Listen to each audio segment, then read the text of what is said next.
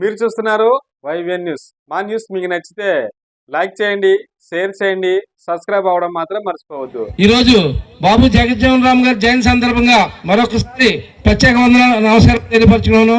జోహార్ బాబు జగజ్జీవన్ రామ్ గారు, జోహార్ బాబు జగజ్జీవన్ రామ్ గారు, జోహార్ బాబు జగజ్జీవన్ రామ్ గారు. ఈరోజు ఆయన పేరు మనం ఎందుకు చెప్పుకుంటున్నాము అంటే, ఈ భారతదేశానికి మన దళితుల యొక్క తలరాత మార్చిన నాయకులు ఇద్దరు. ఆ ఇద్దరు కూడా మనకి రెండు కళ్ళు లాంటి వాళ్ళు మన దళితులకి. ఒకటి అంబేద్కర్ గారు అయితే, రెండు బాబు జగజ్జీవన్ రామ్ గారు అని చెప్పేసి ఈ యొక్క సభామూలకంగా నేను మాట్లాడుతున్నాను. ఎందుకంటే దళితులకి రిజర్వేషన్ పెట్టి దళితులని అభివృద్ధి పదంలో నడిపించి భారత రాజ్యాంగంలో ఈ రిజర్వేషన్ అనే అంశం పొందుపరచకపోతే మనం ఎక్కడో ఉండేవాళ్ళం. అలాంటిది ఆ యొక్క రిజర్వేషన్లో పొందుపరిచిన అంశాలన్నీ కూడా వెలికి తీసి దాన్ని అమలు చేసి ఇంప్లిమెంట్ చేసి ఈ యొక్క గవర్నమెంట్లో ఆర్డర్ పాస్ చేసింది బాబు జగజ్జీవన్ రామ్ గారు. అలాంటి మహానీయుల జయంతి ఈరోజు మన గ్రామంలో చేసుకోవడం మనందరికీ కూడా ఒక పండగ వాతావరణం.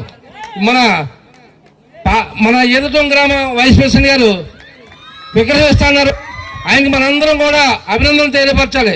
ఎందుకంటే మన సోదరులు చెప్పినట్టు రేపు వచ్చే సంవత్సరం బాబు జగజ్జీవన్ రామ్ జయంతికి మంచి విగ్రహం ఏర్పాటు చేయాలి, మమ్మల్ని అందరినీ పిలాలి.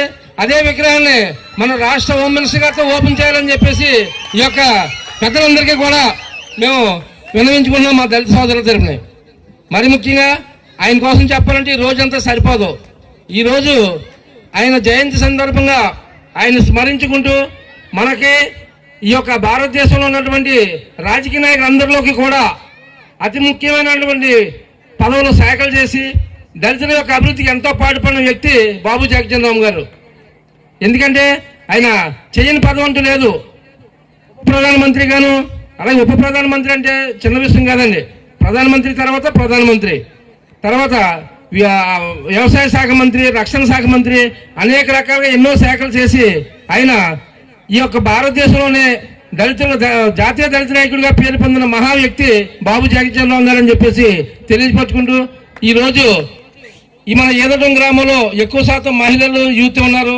ఈరోజు 4 మండలాలు తిరిగాం మేము బాబు జయంతి సందర్భంగా. కానీ ఎక్కడ లేని స్ఫూర్తి మన ఏదటం గ్రామంలో చూసాం. ఈ యువతని మహిళని ఎక్కువ శాతం పాల్గొని ఈ యొక్క బాబు జగజ్జీవన్ రామ్ జయంతి ఒక పండుగ వాతావరణంలో తీసుకొచ్చినందుకు మరొకసారి మీ అందరికీ కూడా పేరు పేరున నమస్కారాలు తెలియపరచుకుంటూ, మరి ముఖ్యంగా నేను ఒకటే చెప్తాను, ఇక్కడ చాలా మంది తల్లులు ఉన్నారు, తండ్రులు ఉన్నారు. మన పిల్లల్ని బాగా చదివించుకోండి. ఎందుకంటే ఈరోజు ఒక ప్రపంచ మేధావి అంబేద్కర్ గారు అయ్యారంటే ఆయన దగ్గర డబ్బులు, భూమి లేదు. ఆయన చాలా పేద కుటుంబంలోంచి వచ్చాడు.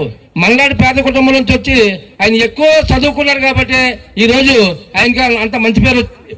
అలాగే రెండో వ్యక్తి ఎవరైనా ఉన్నారంటే బాబు జగజ్జీవన్ రామ్ గారు. ఆయన కూడా ఎక్కువ చదువుకొని, ఎందుకంటే చదువు గురించి ఎందుకు చెప్తానంటే మనకి గవర్నమెంట్ అన్ని వసతులు కల్పించింది చదువుకోడానికి.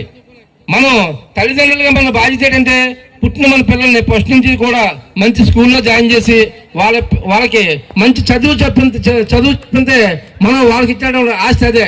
అంచేత ప్రతి ఒక్కరు కూడా నేను నా యొక్క మాట విని ప్రతి ఒక్కరు కూడా మన పిల్లల్ని చదివించుకోవాలని చెప్పేసి ఈ యొక్క అవకాశంలో పెద్దలకి మరొకసారి అందరికీ కూడా పేరు పేరున బాబు జగజ్జీవన్ రామ్ జయంతి సందర్భంగా ధన్యవాదాలు తెలియపరుచుకుంటూ అవకాశం ఇచ్చిన పెద్దలందరికీ, గ్రామ పెద్దలందరికీ కూడా ఒకసారి నమస్కారాలు తెలియపరుచుకుని సెలవు తీసుకుంటాను.